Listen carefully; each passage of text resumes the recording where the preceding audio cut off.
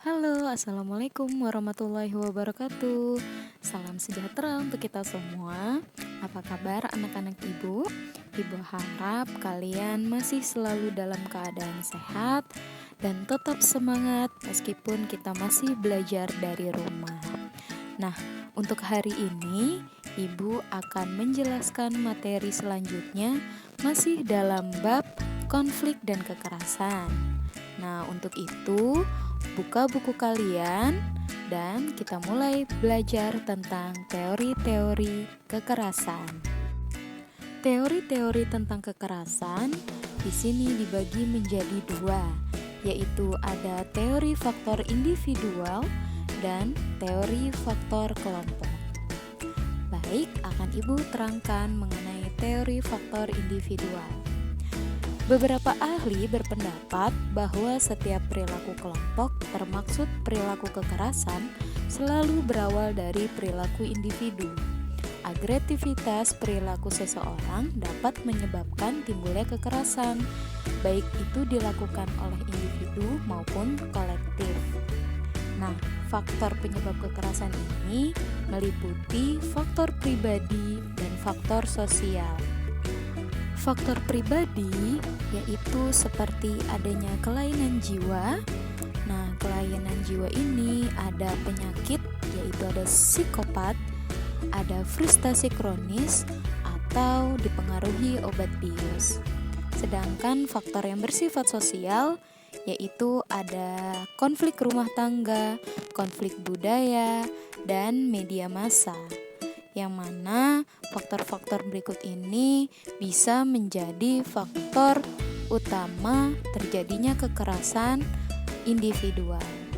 Teori yang kedua yaitu teori faktor kelompok, yang mana beberapa ahli mengemukakan bahwa setiap individu itu cenderung membentuk sebuah kelompok dengan mengedepankan identitasnya berdasarkan persamaan ras, agama, atau etnis. Perbedaan identitas antar kelompok tadi seringkali menghasilkan interaksi yang tidak diharapkan dan sering menyebabkan kekerasan. Contohnya ada kerusuhan dalam supporter sepak bola atau kekerasan yang berbau rasial dan lain-lainnya.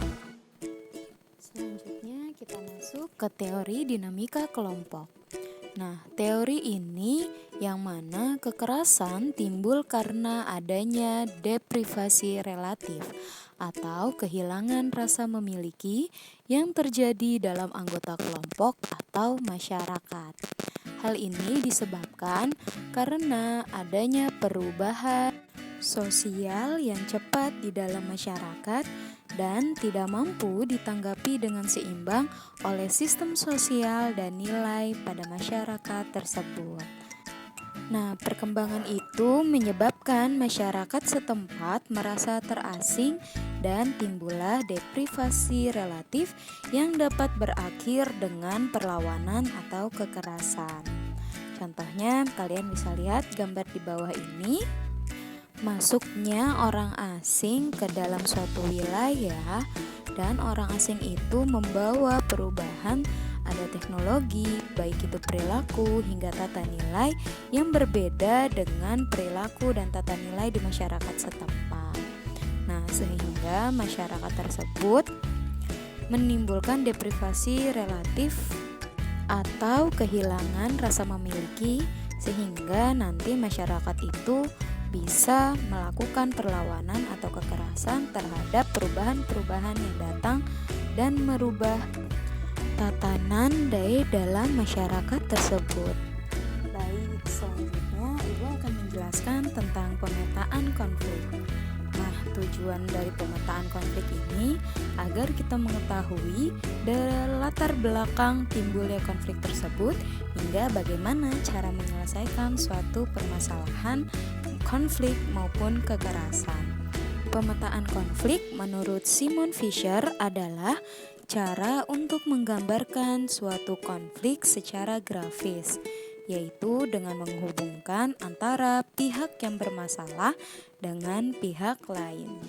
Nah, berikut panduan pemetaan konflik menurut Amir Abdallah, yang mana ini dibentuk juga oleh PBB, yaitu ada 7 pemetaan konflik, yang mana yang pertama ada source atau sumber konflik, yaitu konflik yang dihasilkan dari sumber-sumber yang berbeda sehingga lahir pula bentuk konflik yang berbeda pula. Jadi harus dilihat sumber konfliknya berasal dari mana. Nah, yang kedua ada isu, yaitu tujuan yang tidak sejalan antar pihak yang bertikai. Nah, di dalam konflik tentu saja ada isu-isu di dalamnya. Nah, kalian harus mencari isu yang menjadi timbulnya suatu konflik tersebut. Yang ketiga ada parties atau pihak, yaitu pihak-pihak atau kelompok yang terlibat di dalam konflik. Nah, kalian memetakan pihak-pihak yang berkonflik, di situ ada siapa saja. Yang keempat ada attitude atau sikap, yang mana perasaan atau pandangan yang mempengaruhi pola perilaku konflik. Nah, di sini kalian bisa melihat bagaimana sikap antara pihak-pihak yang berkonflik tadi, ya, dihubungkan satu dengan lain. Selanjutnya nomor 5 yaitu ada behavior atau perilaku atau tindakan, yang mana tindakan yang dilakukan oleh pihak yang berkonflik. Di situ kalian mencari tindakan apa yang dilakukan oleh pihak-pihak yang berkonflik, entah itu memakai kekerasan atau yang lainnya. Selanjutnya ada intervention, yang mana campur tangan pihak lain. Campur tangan atau tindakan yang dilakukan oleh pihak luar atau netral untuk menemukan pemecahan masalah. Nah, di sini kalian melihat konflik itu ada mediasi atau ada campur tangan pihak lain atau tidak. Nah, di sini kalian bisa dituliskan di intervention, ya, yang mana tujuannya untuk menemukan solusi dari masalah tersebut. Nah, yang terakhir ada outcome atau hasil akhir, yaitu dampak atau situasi yang ditimbulkan dari pihak yang berkonflik. Kira-kira hasil akhir dari sebuah konflik itu berdampak bagaimana, ya? Di sini menjadi outcome atau hasil akhir dari konflik. Apakah itu berdampak negatif atau malah positif, atau malah bisa menimbulkan konflik baru. Nah, berikutnya ada dinamika konflik. Setelah kalian memetakan konflik dan mengetahui bentuk-bentuk konflik, langkah selanjutnya adalah memahami dinamika konflik. Berikut tahapan dinamika konflik menurut Fisher, ada 4. Yang pertama ada prakonflik, naik lagi ada konfrontasi, setelah itu ada krisis, dan terakhir ada pasca konflik. Prakonflik di sini adanya situasi ketidaksesuaian antar pihak satu dengan pihak lainnya. Ada konfrontasi, yang mana mulai terbukanya suatu konflik. Dalam hal ini, pihak-pihak yang merasa ada masalah akan melakukan perilaku konfrontasi. Yang ketiga ada krisis. Di sini puncak terjadinya konflik atau pecahnya suatu konflik.